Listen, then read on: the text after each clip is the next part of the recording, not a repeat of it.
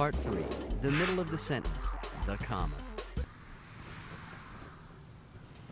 This is a comma. If a period is the stop sign in the sentence, then a comma is a yield sign. Stop, take a breath, look for oncoming phrases, and proceed. It tells the reader where to pause and separates parts of a sentence that are in danger of colliding. They pretty much help the reader move from the beginning to the end of the sentence without getting lost along the way. Here's what a comma looks like in action. I love punctuation. And that's the truth. Ah, the wily comma. They can be great, but they can also be a little scary. Generally speaking, the four main uses of the comma are 1, to separate items in a list, 2, to separate introductory phrases or clauses from the rest of the sentence, 3, to isolate interrupting words or phrases, and 4, to vary the pace and tone of the sentence for style. But don't panic. If you didn't get all that, we're going to take you through comma usage nice and slow. Section A, separating items in a list. One of the most common uses of the comma is to separate items in a list. When we use commas to separate things, we make it easier for the reader to see exactly what's happening in the sentence.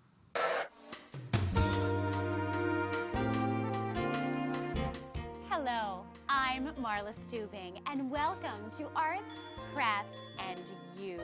On today's program, we'll be making a lovely pencil cozy. First, you take an oatmeal box, like this one, and empty out all the oatmeal. Then, you paint it, let it dry, and glue on these little beads. The beads I've selected are red, yellow, and blue. See? Oatmeal to elegant in just 3 simple steps. Now you can use your pencil cozy to store all of your pencils. Look at this. Marla used commas to separate 3 kinds of things: nouns, verb phrases, and adjectives. Let's look at one of those sentences. Then you paint it, comma, let it dry, comma, and glue on these little beads. That makes the sentence a lot easier to read. If you look closely, you'll see that the commas are really just standing in for the word and. The commas separate 3 verb phrases: paint it, and let it dry, and glue on these little beads, making the sentence easier to read. Take a look at the sentence without commas, and now with commas. Without, with. See the difference? It's easier to spot the items in the list when we use commas to break things up. Aren't commas great? Let's take a look at another sentence. The beads Marla used are red, comma, yellow, comma, and blue. The commas are breaking up a list of adjectives, in this case, a bunch of colors. There's one time we don't use commas to separate items in a list, and that's when we're listing a bunch of adjectives that each belong to a different category and are all positioned right before their noun. Don't panic. We'll show you exactly what we mean. First, we'll talk about category, then position. We wrote, the beads Marla used are red, yellow, and blue, and we use commas. Notice that red, yellow, and blue all belong to the same category. They're all colors. But what if we had big green square beads? The words big, green, and square are all adjectives, but they belong to different categories. Big is a size, green is a color, and square is a shape. And size, color, and shape are all different categories. Now that we're dealing with adjectives in different categories, let's talk about position. There are 2 ways we can write our sentence. We could write, The beads Marla used are big, green, and square, or Marla used big green square beads. In the first sentence, the adjectives come after the noun beads, but in the second sentence, the adjectives come right before it. And you remember what we said. remember, there's one time we don't use commas to separate items in a list, and that's when we're listing a bunch of adjectives that each belong to a different category, and they're all positioned right before their noun. Okay, so if we write Marla used red, yellow, and blue beads, since red, yellow, and blue belong to the same category, we use commas. If we write the beads Marla used are big, green, and square, the adjectives big, green, and square don't come right before their noun, beads. So again, we use commas. Now, what if we write Marla used big, green, square beads? Aha! Our adjectives big, green, and square are all different categories, and they come right in front of their noun beads. Since the adjectives in this sentence meet both criteria, guess what? No commas. So that's our one exception to using commas in lists. When we're listing a bunch of adjectives that each belong to a different category and they're all positioned right before their noun. Remember when we talked about how commas make things easier for the reader by breaking things up visually? We saw how that worked when we use commas to separate items in a list.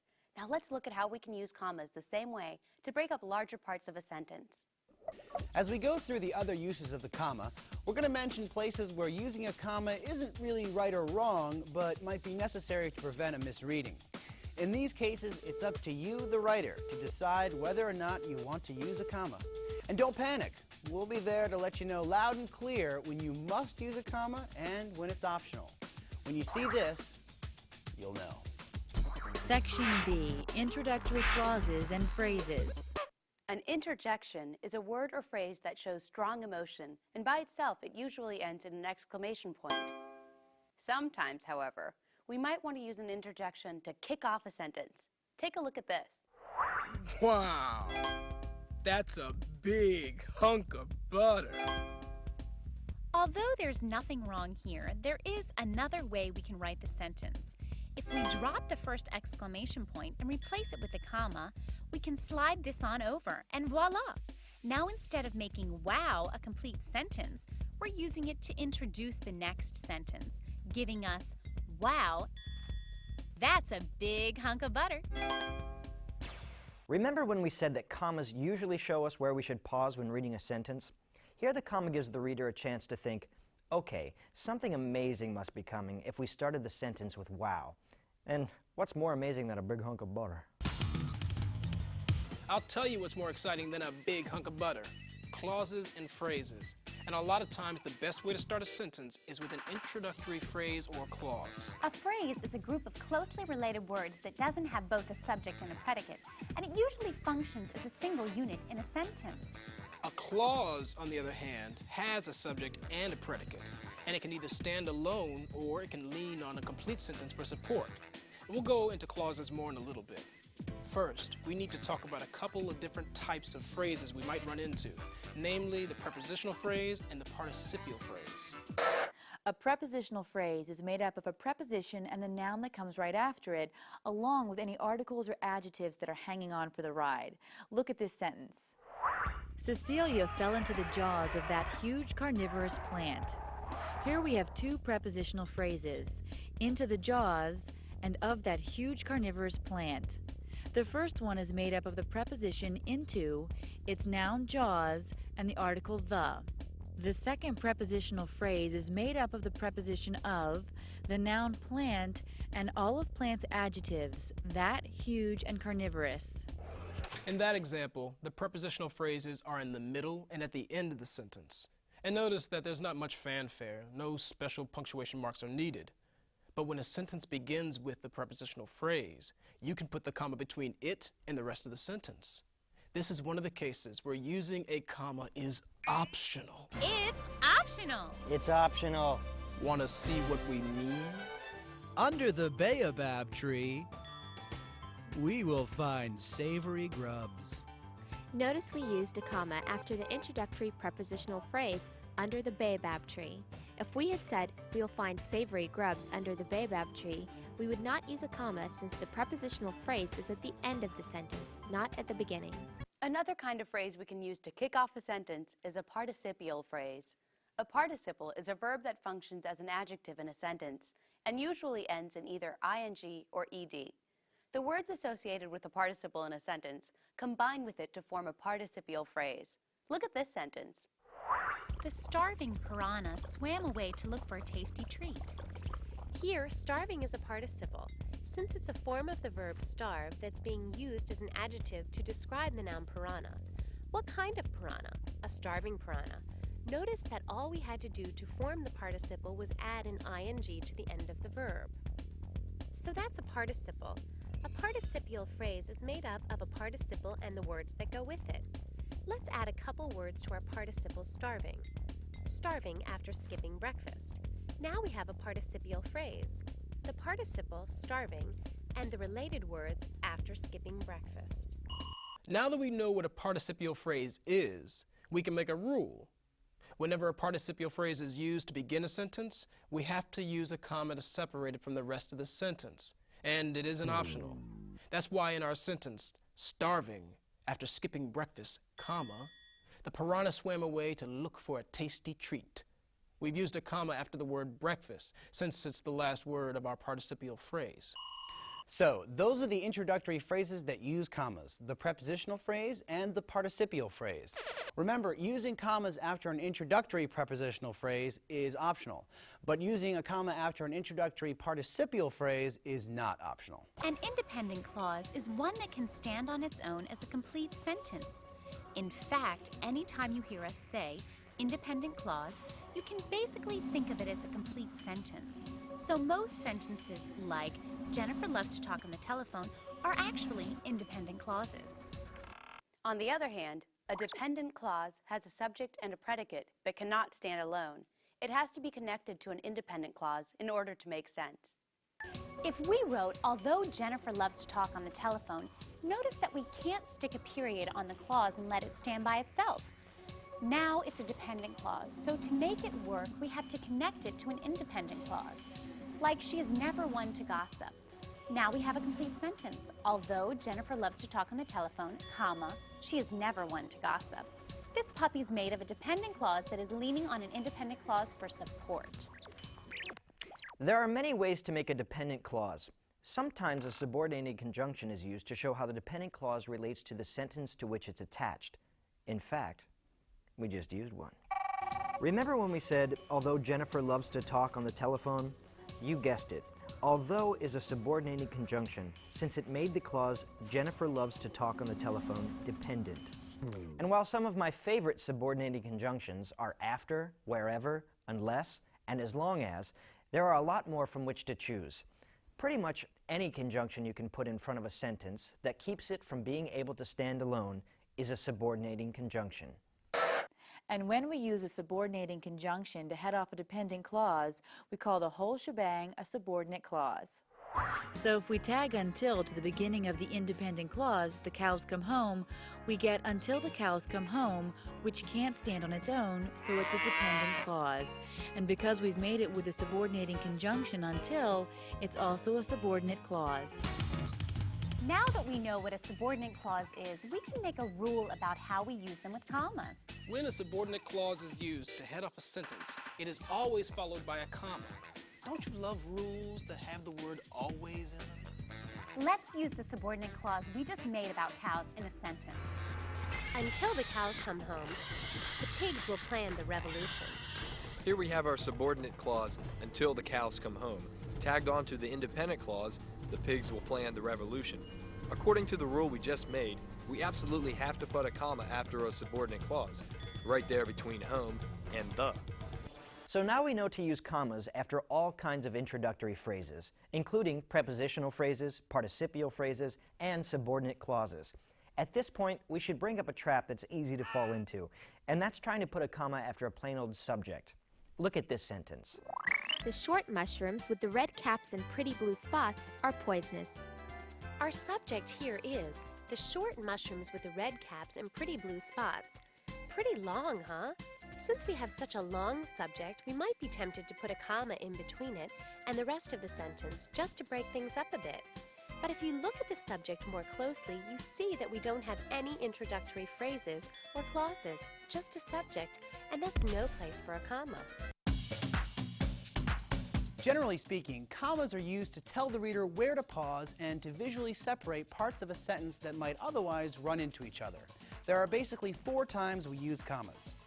The first way we can use commas is to separate items in a list. When commas are used this way, they're basically just standing in for the word end. The one time we don't use commas to separate items in a list is when we're listing adjectives right before the noun we're describing. Then we don't use commas. The second time we use commas is after introductory phrases and clauses, when we basically just want to separate the introductory elements from the rest of the sentence. The introductions we talked about were interjections, prepositional phrases, participial phrases, and subordinate clauses. Okay, you know all the do's and don'ts when using commas in introductory phrases and clauses. Now let's look at a third way commas can be used, and that's to interrupt a sentence already in progress. So buckle up. Here we go. Section C, Interrupters. The third item on our list of ways to use commas is to isolate stuff that's interrupting a sentence with information that isn't very important.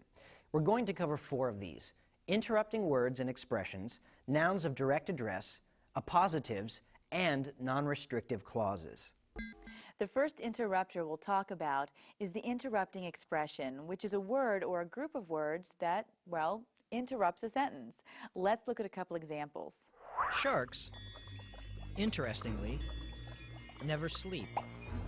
This fact, as you probably already guessed, is why they're so mean. In these 2 sentences, interestingly, and as you've probably already guessed, are interrupting expressions. Now, if we remove them, we're left with sharks never sleep. This fact is why they are so mean. Notice how everything still makes sense. All the interrupting expressions are doing is enhancing the sentence's meaning. That's why we use commas before them and after them. The second interrupting element is the noun of direct address. Nouns of direct address are words that are used to specifically address the person being spoken to, and they work the same way as interrupting expressions. Check this out. Sharks don't have many friends, Charles, because they are so mean. Since the writer of the sentence is speaking directly to Charles, we can identify Charles as a noun of direct address. And see how we can pop the word Charles right out of that sentence and it doesn't change the meaning? We could say sharks don't have many friends because they are so mean, and the main point of the sentence hasn't changed. We should point out that nouns of direct address don't necessarily have to come in the middle of the sentence to interrupt it. We could have written, Charles, sharks don't have many friends because they're so mean. Or, sharks don't have many friends because they're so mean, Charles. Where we put a noun of direct address doesn't matter, just as long as we separate it from the rest of the sentence with commas. Are so good. Now, let's talk about the third kind of interrupter, our friend, the appositive phrase. An appositive is a word or phrase that restates or elaborates on another noun in the sentence. Let's look at an example. The pineapple, my favorite prickly fruit, does not look like a pine cone or an apple. In this sentence, we've taken the noun pineapple and used an entire phrase, my favorite prickly fruit, to elaborate on it. That makes my favorite prickly fruit an appositive phrase, since it's just renaming pineapple a different way. Again, because we can remove an appositive phrase without changing the meaning of the sentence, we surround it by commas. Our appositive phrase is my favorite prickly fruit. If we pop that out of our sentence, we get the pineapple does not look like a pine cone or an apple. No harm done. Since the appositive phrase isn't essential, we use commas. Now for our fourth interrupter, the non-restrictive clause. But before we get down and dirty, we have to cover some background information. Remember, in our discussion of introductory clauses, we defined a dependent clause as a group of words that has both a subject and a predicate but cannot stand alone. Dependent clauses are a great way to elaborate on a noun in a sentence, and words like who, which, and that usually tell you that somewhere a dependent clause is elaborating on a noun. When dependent clauses are used this way, they can be divided into 2 categories, restrictive and non-restrictive. Restrictive clauses are used when the noun that's being referred to needs the clause in order to make its meaning clear. We also use restrictive clauses to specify exactly which noun we're talking about. What we have here is a classic case of it's easier to show you than tell you, so here you go. This is the same monkey that bit my ear. Here we have an independent clause. This is the same monkey. And by spotting the word that, we know to look for a dependent clause. There it is, that bit my ear. Notice that our independent clause, although a complete sentence, doesn't really sound right by itself. It leaves the nature of the monkey a little ambiguous. Which monkey are we talking about here? Heck, we might even let the